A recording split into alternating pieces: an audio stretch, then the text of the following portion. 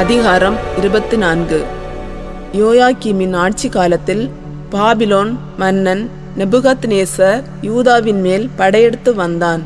யோயாக்கீம் 3 ஆண்டுகள் அவனுக்கு அடிபணிந்திருந்தான்.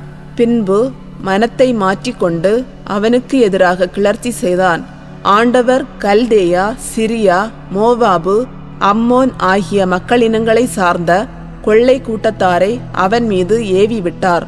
அவர் தம் அடியாரான இறைவாக்கினர் மூலம் உரைத்திருந்த வாக்கின்படி யூதாவுக்கு எதிராக அதனை அழிப்பதற்காகவே அவர்களை அங்கே அனுப்பினார்.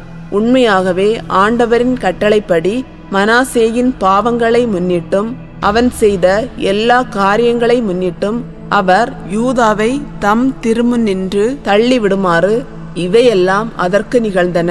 மேலும் அவன் குற்றமற்றவர்களின் குருதியை சிந்தியதாலும் எருசலேமை மாசற்றவர்களின் குருதியால் நிரப்பியதாலும் ஆண்டவர் அவனை மன்னிக்க மறுத்துவிட்டார். யோயாக்கீம் ஆட்சியின் பிற நிகழ்வுகளும் அவன் செய்தவையாவும் யூதா அரசர்களின் குறிப்பேட்டில் எழுதப்பட்டுள்ளன அல்லவா?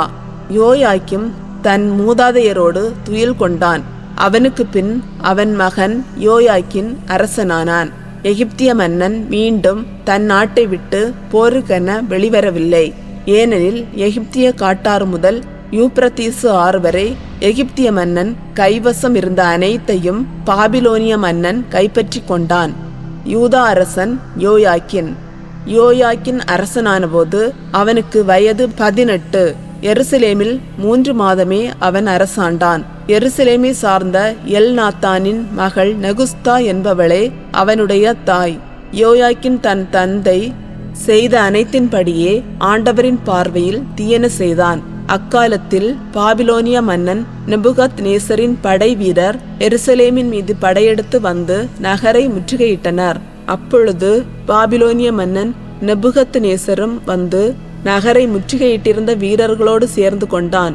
யூதாவின் அரசன் யோயாக்கீனும் அவன் தாயும் அவன் அலுவலர்களும் தலைவர்களும் அதிகாரிகளும் பாபிலோன் மன்னனிடம் சரணடைந்தார்கள். அவனை பாபிலோன் மன்னன் தான் ஆட்சியேற்ற 8ஆம் ஆண்டில் சிறைப்படுத்தினான். பின்பு அவன் ஆண்டவரின் இல்லத்திலும் அரண்மனையிலும் இருந்த செல்வங்களையெல்லாம் எடுத்து சென்றான்.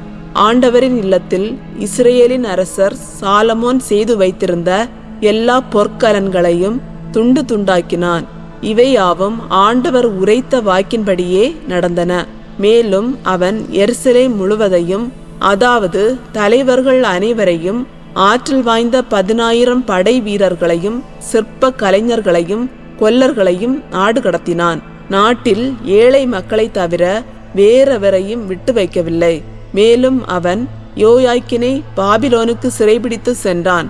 அரசனின் தாயையும் மனைவியரையும் அவனுடைய அதிகாரிகளையும் நாட்டின் தலைவர்களையும் எருசலேமிலிருந்து பாபிலோனுக்கு நாடு கடத்தினான். மேலும் வலிமை வாய்ந்த 7,000 பேரை கொண்ட முழு படையையும் 1000 தச்சர்களையும் கொல்லர்களையும் போர் திறனும் உடல் ஆற்றலும் கொண்ட அனைவரையும் அவன் சிறைப்படுத்தி பாபிலோனுக்கு கொண்டு சென்றான். யோயாக்கீனுக்கு பதிலாக அவனுடைய சிற்றப்பன் மத்தனியாவின் அரசனாக்கி அவனது பெயரை செதேக்கியா என்று மாற்றினான். யூதாவின் அரசன் செதேக்கியா அரசனான போது அவனுக்கு வயது 21.